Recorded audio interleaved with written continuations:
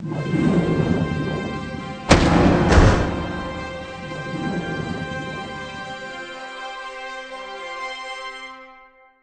you tell us a little bit about your role within the Paralympic team and what you do on a day-to-day basis? So I'm leading the sports science and medicine support that the Paralympic sailors will get during the Paralympics, which generally means in my own discipline it's making sure that they're physically prepared, so the physiology side of their performance, but it also encompasses the nutrition, making sure that their recovery and injury prevention is going to plan. So we've got an excellent team of specialists involved during the games to make sure that the support package that we've had in place is working properly during the games.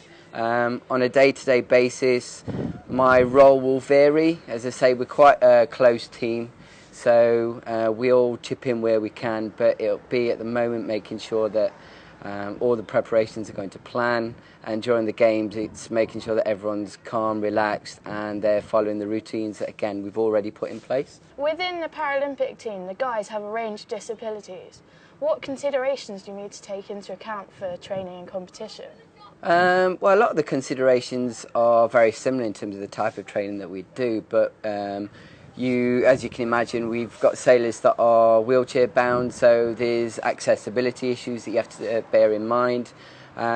Some of the sailors you have to bear in mind may take a lot longer to get ready and prepare for competition or for training, so it's timing issues. If you set something very, very early in the morning, then they're going to take a long time to get ready, so you might be impacting on the quality of sleep that they have. So they're the sort of things that we have to consider when we're working through training and competition, really.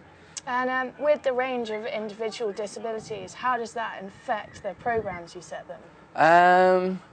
It doesn't. Like abled sport or any athlete, you look at the needs of the sport, you look at the needs of the individual and try and address what the important factors are. So in sailing, whether that's helming or crew, with the disabilities, it's more how do we prepare them for sailing and what they can do, not focusing on what they can't do. So it's very, very similar to how you would an able-bodied sailor, just making sure that the plan that we have in place and that we develop is preparing them for optimal performance, really.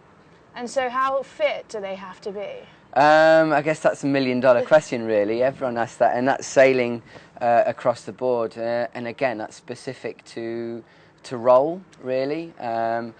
The demands of sailing are quite varied, and the boats are quite varied. But you've got to imagine, not only are you sailing for one day, so you may have 2 races in a day, but you've got to be able to stay the course of the entire regatta, so 11 races, 6 days.